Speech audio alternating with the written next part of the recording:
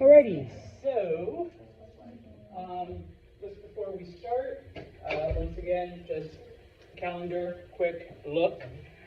We have today, Monday, we will review. I will try to have those review sheets on Brightspace over the weekend for those of you who like to get head starts. Wednesday, May 7th, is the last day of all classes, and of course, will be the day of our exam. And then a week from today, Friday, May 9th, your final project is due. If you've noticed, if you've been on Brightspace recently, I did set up a thing so that if you want to submit it there, you should be able to. Otherwise, email is fine, or I suppose in person. I've FYI, 2 people have done their thing. 1 person handed it in person. So haven't had that happen in a few semesters, but that's okay. All right, if you're old like Santos, you can hand it in person. Okay, we're going to finish up. Take a brief look at chapter 10 because there are some important things to look at there. We covered this first part. Okay, how during the 900s, basically ocean travel becomes just as important, if not more so, as overland travel when it came for business and whatnot, because remember, we're dealing with trade between China and the rest of the world. The 2 things that help during this time, and the thing that will be on the test, the Chinese invent the compass, okay? With the compass, people are now able to not only navigate better, but also more accurate maps, as most of you saw my attempted drawing at the United States type of thing. Ed is still laughing, okay? And of course, technology. Better ships are constructed that make it easier, better, safer, okay? You no longer need, 500 slaves to row your boat somewhere. Now you're harnessing the power of the wind, okay? A couple other things then that happened during this time period that I will ask you about, okay?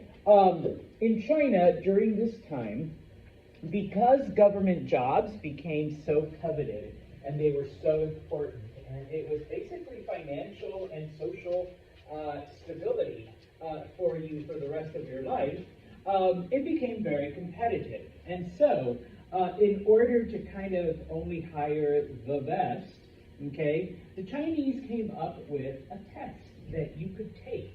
That obviously, the better you scored, the more likely that you would be hired.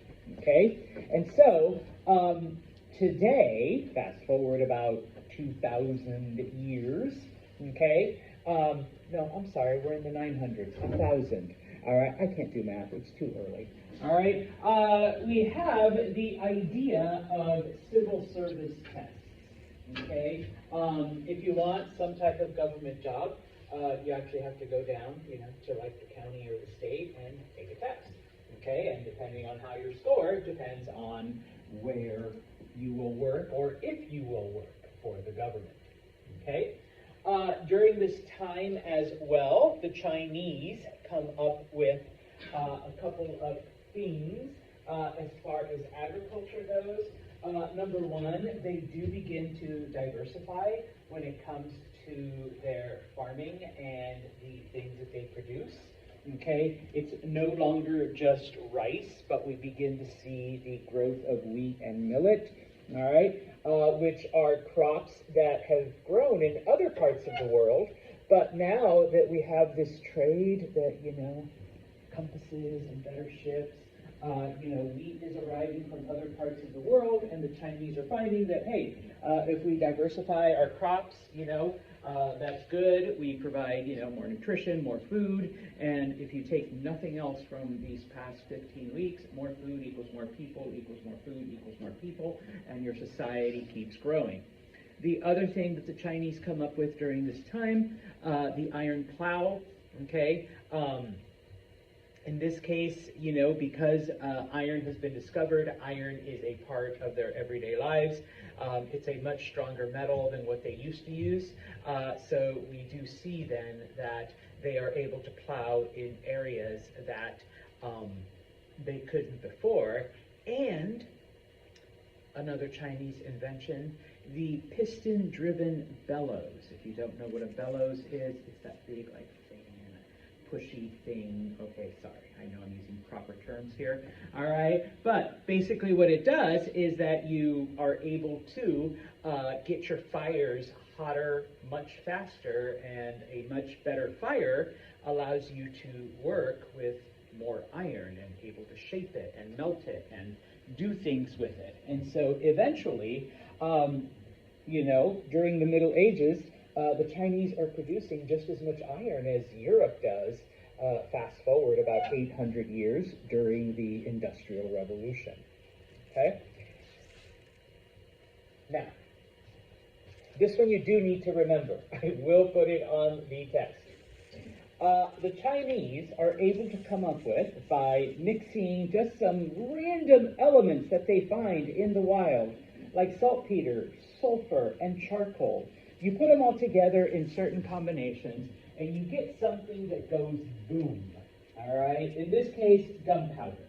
All right? Now, originally, the Chinese use it as an efficient way to create like flames, like fire, to burn things, okay? So that you're not there, like, you know, doing other stuff. Eventually, it becomes entertainment, okay? Fireworks, all right? You add different colorings, and you get all of these cool things going on, okay? All sorts of incendiary devices. It isn't until the Europeans arrive that, hey, I bet we could, you know, use this to propel a lead ball at someone and kill them, okay? Or if we make a boom that's big enough, it can destroy shit and a couple people along with it, all right? So it does eventually get weaponized, but it is the Chinese who invent gunpowder. Okay, so we're going to put that right here, just so you know the importance and that it will be asked.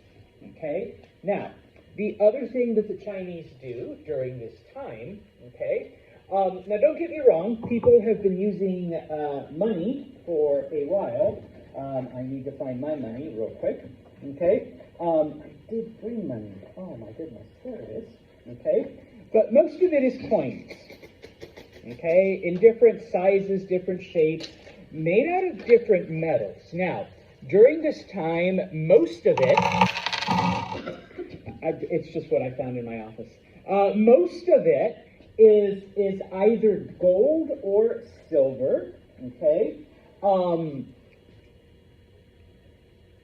They did use some other metals for lesser denominations, or if there wasn't enough gold or silver. Just so you're aware, please don't rob me. This is a silver dollar from 1873, okay? So that's why it's in its protective case, okay? And if you've never held something made out of silver, it is a lot heavier than our modern coins, okay? Oh, hello, okay? Makes a prettier sound, too, all right? You get enough of these, though, okay? And you end up with big, heavy bags that you have to take everywhere, all right? Now, this is how humans have been operating for a while, but the Chinese are like, what if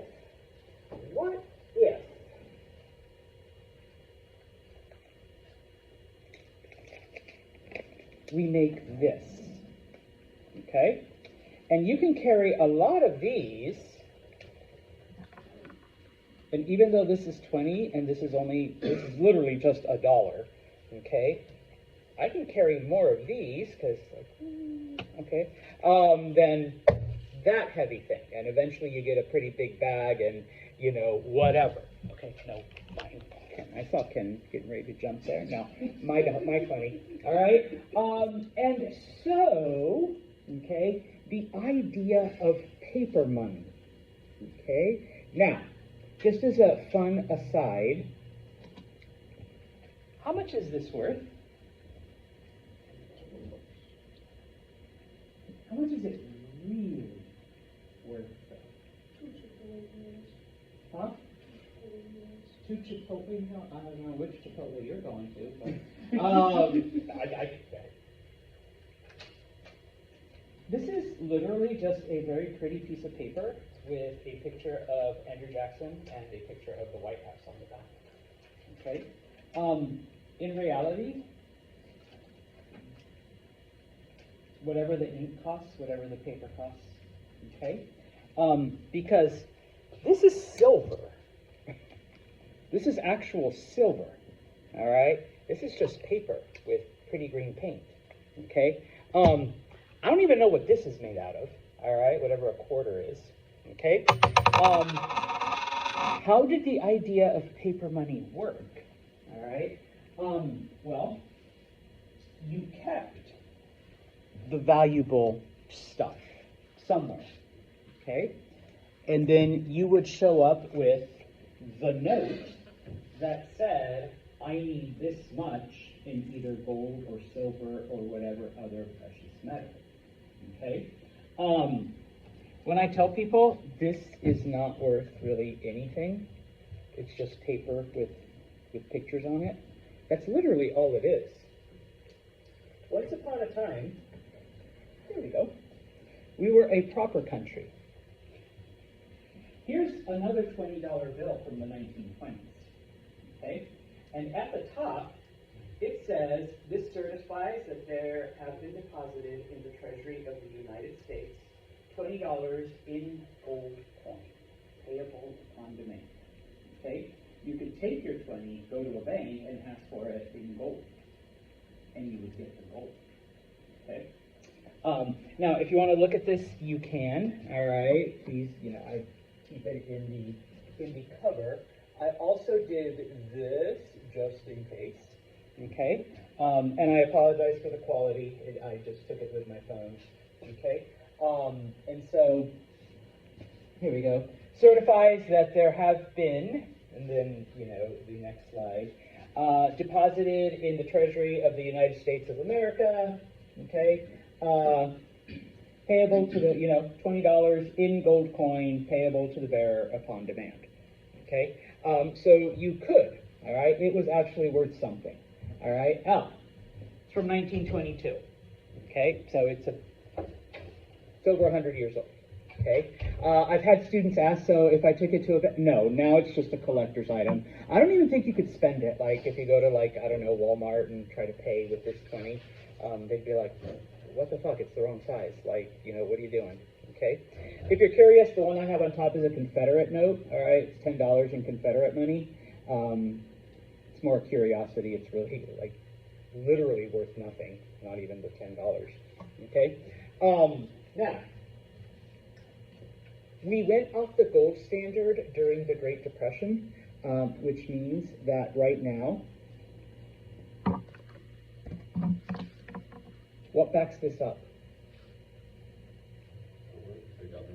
The word of the government, which right now kind of means shit. Thank you, Ed. All right, so yeah. No, this is how close we are to financial collapse at any given moment. Okay? Yeah, this is like the word of the government. Yeah, this is $20. Okay? Now, we stayed on the silver standard until the 1950s, so I have some literal, not literal silver dollars, but silver notes. Okay, and so this one is $1 in silver, payable to the bearer upon demand, 1957. All right. By the early 1960s, we've gone off the silver standard also, so there was no more silver. So basically, we just keep printing these, and the word of the government that it will work. Okay. Although nowadays, because I know, like I literally withdrew $20 because I knew I was going to do this with you today. I normally don't carry cash. What do a lot of people pay with now? Card. And even, thank you, Apple, like apps, like you just swipe your watch. I get pissed off if I have to insert my card. Like if I can't just tap, like I'm like, what the fuck? What is this? Like, the 2000s? Like, come on. Or someone hands me cash. I'm like, what is this, the 1980s? Come on. Just Venmo me, dude. Type of thing. All right. But yeah. Okay. Anyways, my whole point is that the Chinese came up with this idea that you keep precious metals somewhere, You give someone a piece of paper, and with that piece of paper, they can go and say, give me the gold, give me the funny yellow rocks. I'd rather have that. Okay? Today it's like the government says, I promise, Ed, that you'll be able to buy your Chipotle meal. Okay? You're like, no, I don't. Where are you going? Like 2 Chipotle meals? No way. You're like, we know someone. So it's like, yeah, I'm like, dude, I could barely get a burrito for that and a soda. But anyways, okay, so that's the whole thing. The point is, just thought I'd throw in some fun. It's the Chinese that come up with that idea of paper money. Okay, Europeans don't catch on until much, much later. Okay. Now, moving along, okay, we're going to look at the Muslim countries really quick during this time period, during the Middle Ages. We do end up with several years of where the worldwide temperatures tend to drop. And so when that happens, we end up with a period of drought. And so once again, we begin to see migrations of people. All right, it's stuff that happens throughout history. We go through cycles like that. Okay, it's not to say climate change isn't real, but sometimes humanity accelerates those cycles. Okay. Anyways, I'm done politicizing. What ends up happening is, as Muslims are spreading their religion, as they're moving out and expanding the caliphate, they encounter a group of Central Asian tribes known as the Turks. Okay? In this case, a specific clan known as the Seljuks. They are converted to Islam. Okay? They as a whole. All right? Then comes these environmental changes. And so, these Seljuks, who have just been converted to Islam, are forced to migrate, farther south in order to try to find, more land, crops, food, water, the things that they need to survive. Okay? Now, they are converted to the Sunni brand of Islam, or the Sunni branch of Islam, just so that you're aware. And so one of the first areas that they conquer is Iran and Mesopotamia, who happen to be Shia, or Shiite. Okay? So, they move into those areas. Okay? Then they keep conquering and move into Anatolia, which is part of the Byzantine Empire. They defeat the Byzantines at the Battle of Manzikert in 1071. After this point,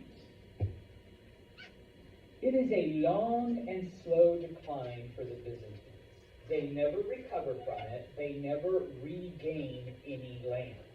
Up until this point, the Byzantines have lost a little, but then they've gained a little, and then they lose a little, and then they gain a little, and then they expand in one area, and maybe they expand in another, but then they lose area in a different part. Okay? After 1071, it's just losing for the next, I want to say, 411-ish years, okay, before the final collapse of the Byzantines, okay? Now, remember Anatolia. What is the modern-day name for it? Turkey. Hey, you can say it louder to hear us.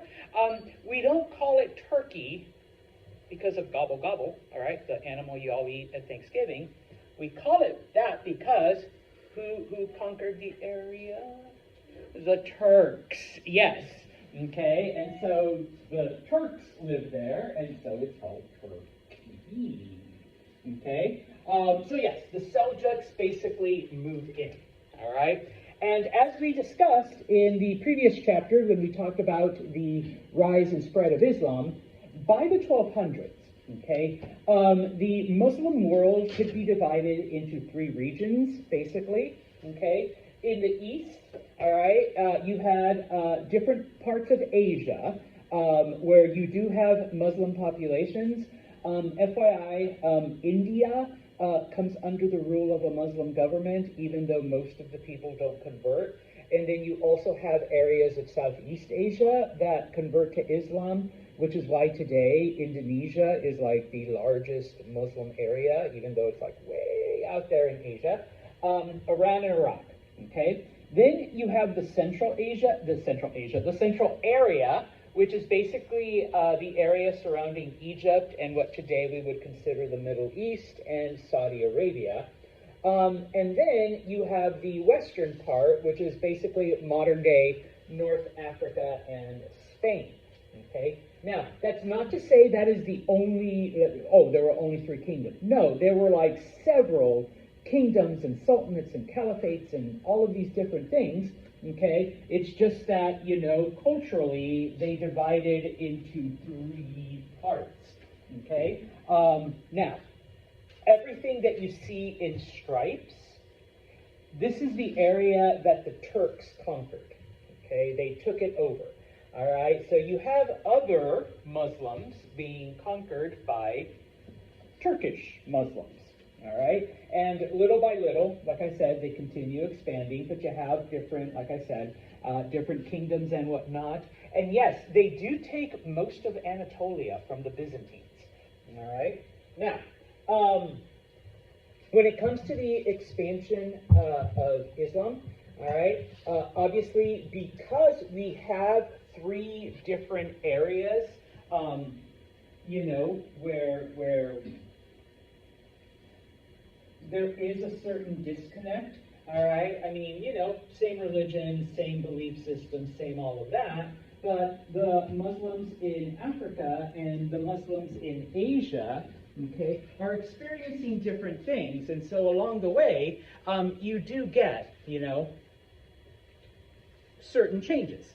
And so in this case, we see the rise of a movement known as Sufism, okay, where people known as Sufis, they are Muslim, but they are more mystical, more spiritual, more not so much worried about, okay, who was the prophet and who was supposed to do this and who was supposed to do that, and now we have a government or whatever. But it's more like, just be in tune with the spirit of it all. Okay? Because in the end, we're all the same. The other thing they focused on predominantly, they were the missionaries. They were the ones that went out and not only tried to bring the different ideas of Islam together, but tried to bring in new converts as well. Okay? Let's buff everything up. Okay? And so, because Islam has spread into so many different areas amongst so many non-Arabic people, okay, little by little, Islam begins to absorb the traditions and beliefs of many of these other areas, okay? We already briefly mentioned how some of the things that they absorbed, a lot of the patriarchal customs, okay, from Persia, okay?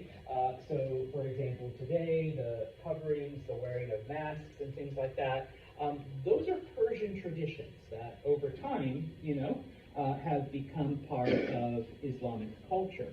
But, okay, it wasn't just that, obviously. Once again, because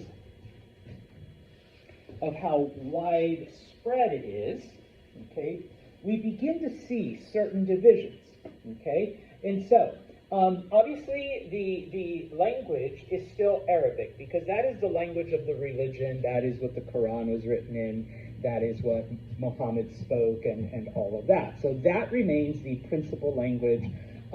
Also, because much of the mathematics and the science and the astronomy and all of those discoveries that Muslims made during this time, because it was all in Arabic, then Arabic continues to be the language of not just religion, but the language of education. Okay? But as the Turks become important, and as the Turks, once again, to show you, conquer all of, all of areas that were under the control of other Muslims, Turkish becomes the language of government and administration, okay? So if you want to work in the government, if you want to be a part of the caliphate, the ruling class, you speak Turkish. Okay? And then finally, okay, can't leave the Persians behind because obviously they've had a huge influence on people over thousands of years. And so by this point in time, though, it is predominantly the arts, okay, literature and things like that. And so the language of art and literature and culture, all of the artsy things is Persian. So if you're Muslim, but you're more arts-oriented, then you definitely speak Persian. Okay? So we begin to see that division as well and those influences. Okay? Just to finish off about Islam, okay, around the year 1000 is basically the height of Muslim influence on different aspects of society and the world. It is during this time that we see the establishment of universities in the Muslim world, because in this case, remember, we're still dealing with theocracies, societies that base their rules on religious principles. But one of the many Muslim scholars during this time basically talks about how, people want to separate faith and reason. No, they're compatible, okay? You can be a spiritual person and still believe in science and still, question these things, okay? And so it is Muslim astronomers, okay, that first come up with the idea that the Earth is not the center of the universe, okay, that it is, well, they're not 100% sure, but they know it's not the Earth. And of course, that, hey, just calculate the movement of celestial bodies. Things are going around the sun, okay? And it's not just us, not just the Earth, but some of the other celestial things that we are looking at, okay? And a lot of people believe that Copernicus, who was the first European to come up with this idea, had access to old Arabic manuscripts. I forgot to mention this the other day. He was a monk. He was a Polish monk. Because remember, back then, where did all the knowledge get hidden away? Yeah, with the church. So, he's there, he's reading, he stumbles across, math, science, Arabic translations of things. And so, yeah, okay, where he can do those things. All right? And we've already talked about medicine, math, and some of the other things that Arabic and Muslim scientists had come up with. By this point in time, just to re-emphasize, many Muslim doctors understood the nature of infection, understood the importance of cleanliness and disinfecting things and whatnot, things that the rest of the world wouldn't discover for a couple hundred years. All right? Speaking of which, then, let's move on to Europe, all right, and finish off here. Because, remember, Charlemagne's kingdom collapses, it ends, okay? We had a group of people from northern Europe, known as the Vikings, that invade, okay? And so, and while some Vikings do settle in certain areas and mix with the local populations, they do continue their lifestyle of raiding and plundering and doing all of this stuff, okay? And so we begin to see the rise, all right? And this is why whenever, I see things about, lords and knights and castles and shit like that, and they're like, oh, the year 600. No, that's the early Middle Ages, all right? That's totally wrong era, okay? Shit like that doesn't begin to happen until at least the year 1000, okay? Because, all right, what begins to happen is that you have a lord who lives in a big, secure fortress. If you can draw a better castle, come on up. All right, which we will call a castle. All right, and he owns most of the land in an area. Okay, now most of the other people are basically just average whatevers. Okay, And so in this case, we see the birth of a system known as feudalism, where the Lord says to the different people, I will allow you to live here, plant whatever crops you need to eat so that you don't die, okay? And when you see the Vikings coming, you can run to my castle. We'll put up the drawbridge and, we'll dig a moat and, have some water around it, okay? And, my sons and other warriors will protect you, okay? In return, though, okay, you need to do what I say, all right? Number one, you need to give me either part of your harvest as rent, okay, or you can come and work in my fields, all right? And of course, we're going to need people to do stuff, so, you're the carpenter, and while you live amongst the people, part of your payment for not only getting to live on my land, but me protecting you from the Vikings is doing some of the carpentry work at the castle. And, when I need a new chair, I say, Seth, build me a chair. Seth builds me a chair. Okay? Madison becomes the cow person. Sorry, Maddie. And so, in exchange for allowing you to live on my land and letting your cows run, free and graze and whatnot, on occasion, you'll bring me milk from your cows, so we can drink it, me, my family, my kids, the warriors, okay? Whenever I need meat for a celebration, you'll bring me a couple of cows that I can slaughter, and there you go, okay? And so the peasants live in these little villages, okay, that surrounded, that were on, this is where we get the term landlord, all right, the landlord's land, okay, because, you paid, all right, to be able to do all of this, and in exchange, he offered you protection, okay? And so, yes, okay, this is known as feudalism. This becomes the system of governance, all right? You're basically tied to your local thing. Now, if Ken wants to leave Lord Santos's land, he can't, all right? I got to give him permission, okay? I have to come to agreement with Lord Edward.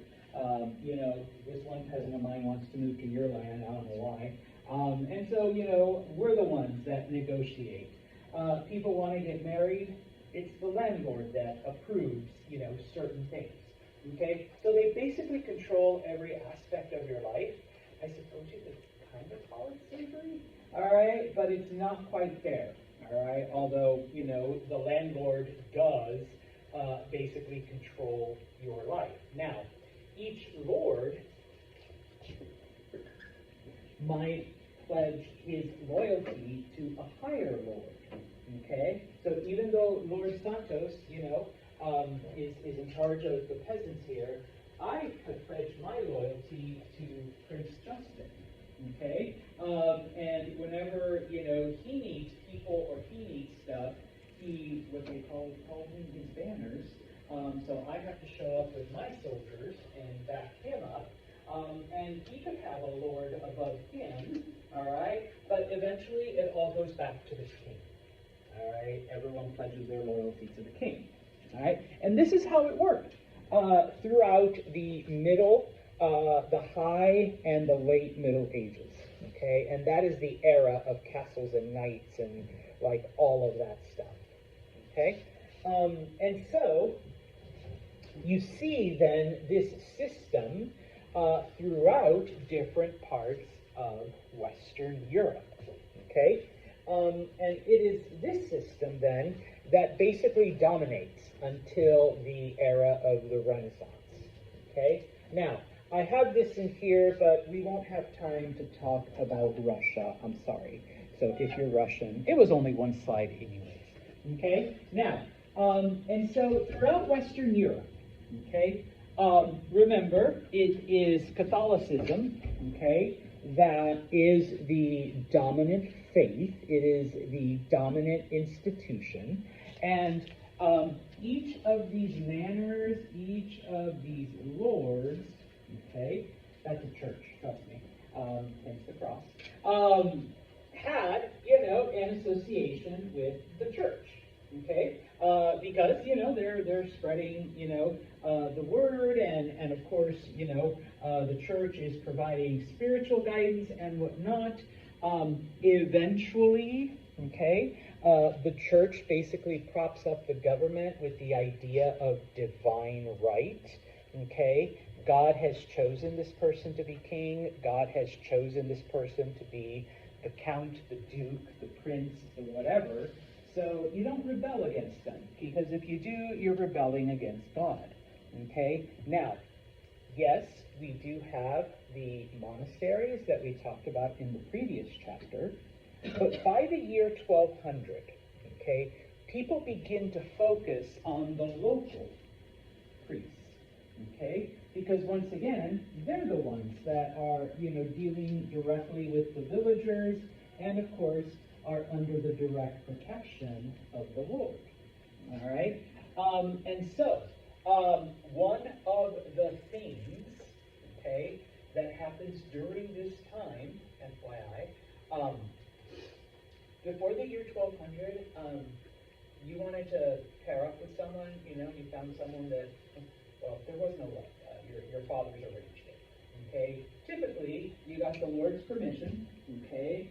And if he blessed the union, that was fine, then you just went off and lived together, and you were a family. That was it. Okay? There might be a party, there might be some kind of celebration, and Maddie would bring a couple cows and whatnot. But yeah, around the year 1200, though, the church is like, okay, you know what?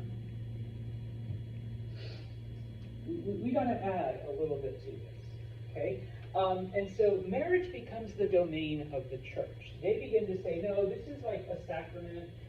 You have to have a priest bless it. You have to have the blessing of God. And so after that point in time, the church becomes involved with marriages. Okay? Now, later on, okay, and it is with the birth of a particular religious order known as the Franciscans, okay, they begin to teach people that you need to make your priest a much more important part of your life. So now, when Aiden commits a sin, it isn't just like, I'm sorry, God, all right, I won't do it again.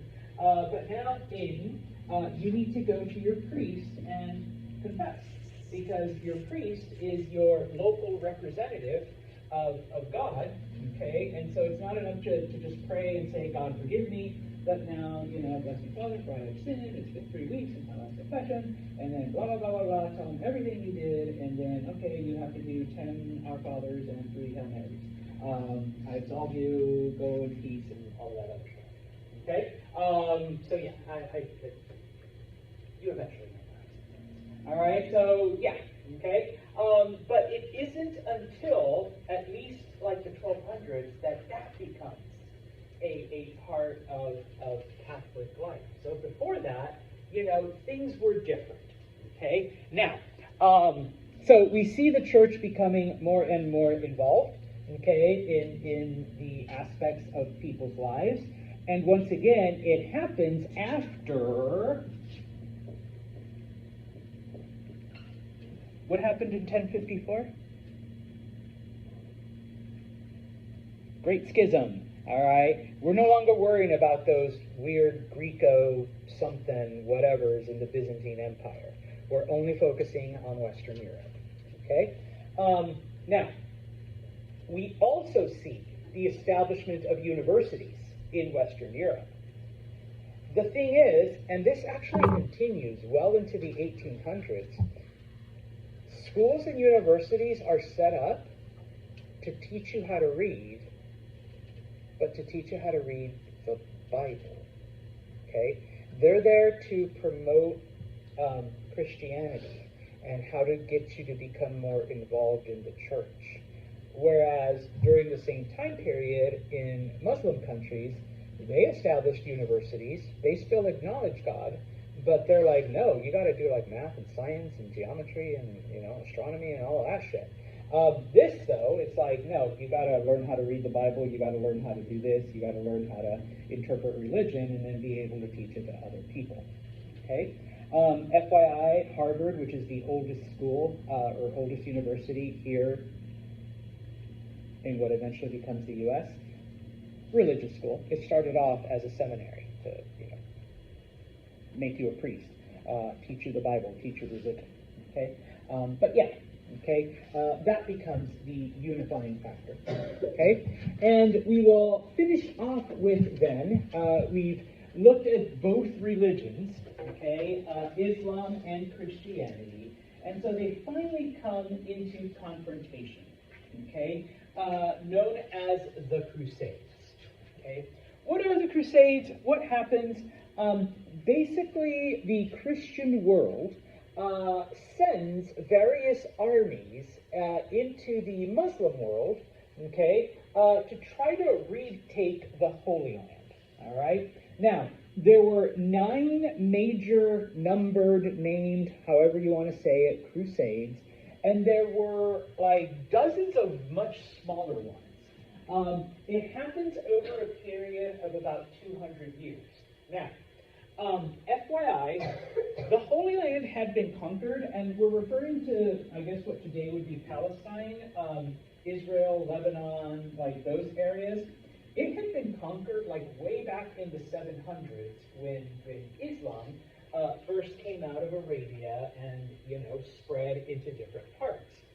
It isn't until the Turks conquer much of this area that, because the Byzantines have been kind of pushed out, number one, and so they're crying for help, but also remember that under Islam, you're allowed to do your own religious thing. What is the only extra you have to do? Yeah, you have to pay an extra tax. That's it. Okay? Now, under the Seljuks, under the Turks, that kind of changed a little bit. Okay? They do begin to harass Christian pilgrims. Okay? That are trying to go visit the Holy Land. And so what happens is in 1095, the Pope at the time, a man named Urban II, basically calls to all Christians, okay, and says, we need to take back the land where Jesus was born, where Jesus walked, where all the saints lived. We can't let these, infidels, continue to live there. And by the way, any Christian that fights in the crusade, all of your sins will be forgiven. Okay? So, all right, we begin to see then in the first crusade, and we're not going to look at all of them, okay, because we can't. I'd have to have like a specific history class for just the crusades. But the first crusade starts in 1097. Over 60,000 men volunteer, and they march to the Holy Land. FYI, they are successful. They do take back a lot of the area in what today would be Israel and Lebanon and Palestine and all of that. And what they do is they establish what are called Crusader kingdoms. The Byzantines thought that they were going to give the land back to them. But they're like, no. You're not one of us anymore. Okay? We're religiously, we're like that, okay? These different kingdoms then are ruled over by Western princes and counts and dukes and whatnot. They're known as Crusader kingdoms because they do practice feudalism, they do bring all of this institution and whatnot, okay? We're skipping over the Second Crusade, not important. The most famous of these is the Third Crusade because it involves the King of England, Richard the Lionheart, okay, number one. Number two, along with Richard, there was King Philip of France and Frederick Barbarossa, one of the German kings. Frederick Barbarossa was like 72 years old. He really had no business going on a crusade. But he's famous because he's wearing his full-on armor and he falls off his horse and drowns in a creek because he's 72 years old. He can't get back up. And nobody helped him. So he drowns in his own armor. When this happens, many of the German armies that had followed Frederick go back to Germany, to their various countries. Richard and the French king hate each other. They fight along the way. Eventually, the French king says, F you, and they go back to France. Okay? So most of the crusade is done under Richard the Lionheart. He fights against one of the most famous Turks, great military leader, Salah al-Din, which we have bastardized in English to Saladin. And so they fight each other. Sometimes Richard wins, sometimes Salah al-Din wins. Spoiler alert, okay, nothing really happens other than Richard and Salah al-Din come to an agreement that please don't harass Christian pilgrims, like give them free access to Jerusalem and all of these places, all right, and we'll be okay. Salah al-Din agrees, and they're like, okay, shake on it, and Richard goes back to England, all right, and that's the end of the Third Crusade.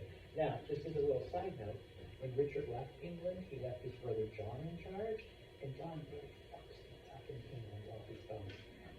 So much that it is under John's administration that the Magna Carta is signed, because like the nobles rise up against them and they're like, we're not going to let you fuck us over. We don't care who your brother is. And even though your brother's a good king, John, you suck. All right? And so like it advances human rights and all this other stuff. Anyways, okay? Can't talk about the rest of the Crusades. I'll talk about the fourth one briefly in a second, because in the end, all right, none of this happens. All that really happens is that a lot of people die, okay? It's just a lot of major wars and a lot of religious misunderstanding, okay? So this just shows then what were called the Crusader states, the Crusader kingdoms. Eventually, all of these are taken back by the Turks, okay? And so, what is the effect of the Crusades then? Because they do actually have a positive effect-ish, positive-ish, okay? Their original mission is a failure, all right?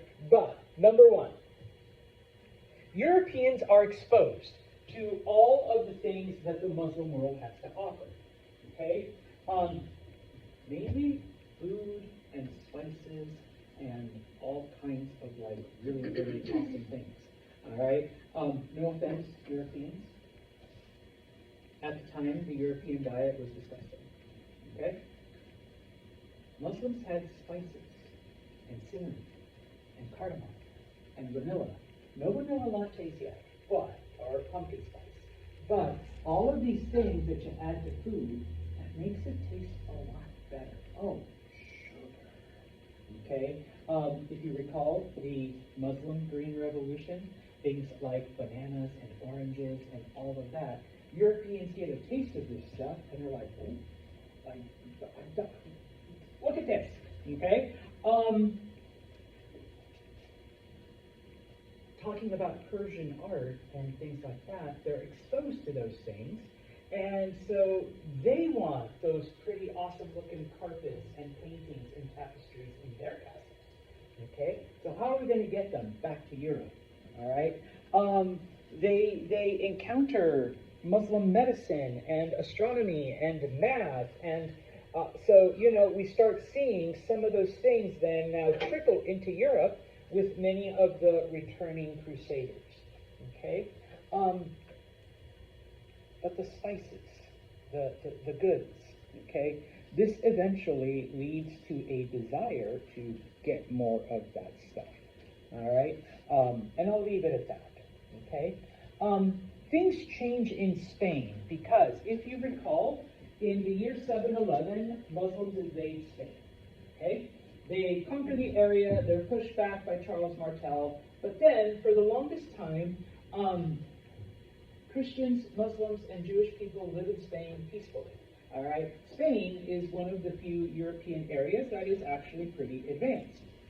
After the Crusades, though, okay, when Spanish Christians return, they're like, why the fuck are we letting these Muslims live here? And by that account, why are we letting Jewish people live here? Okay? So around the year 1000, okay, they begin to actively try to expel all of the Muslims that live in Spain. Okay? They are finally able to do it in the year 1492. In March of 1492, the last Muslim city, Granada, is conquered. Okay? Anyone know what happens in August of 1492? We send some Italian dude off to, on a boat. And so, yeah, it all happens within that same year. Okay? The Spanish defeat the last Muslims, and then they say, Chris, we got extra money now. Why don't you take a couple boats and do your shit? Okay? Not like that, though. All right? But it all happens within a couple of months of each other. Okay? Now, the last thing. During the Fourth Crusade, okay, the Crusaders never actually reached the Holy Land.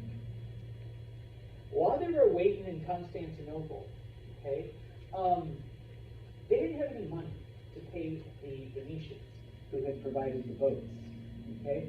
And so the Venetians are like, well, if you guys take shit from Constantinople and give it to us, we'll call it even.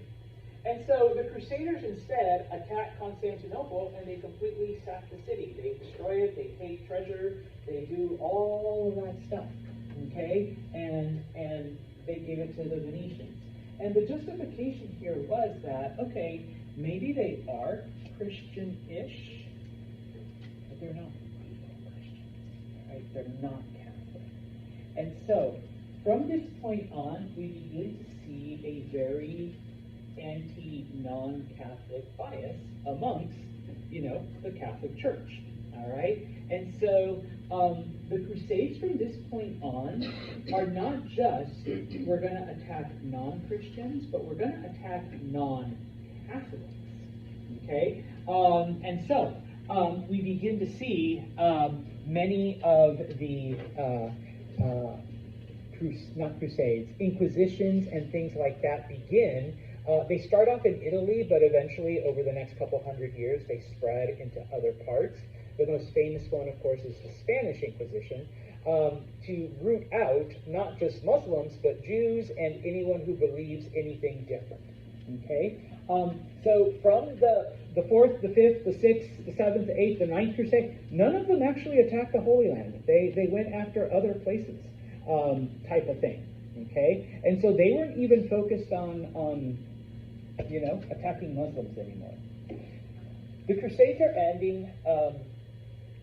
I always said Acre, the city is pronounced Acre. In 1291, it is the last Christian stronghold. It is in what today would be Syria. It is the last city, okay, to survive. When it falls, after that point in time, no more crusades, no more serious attempts to retake anything.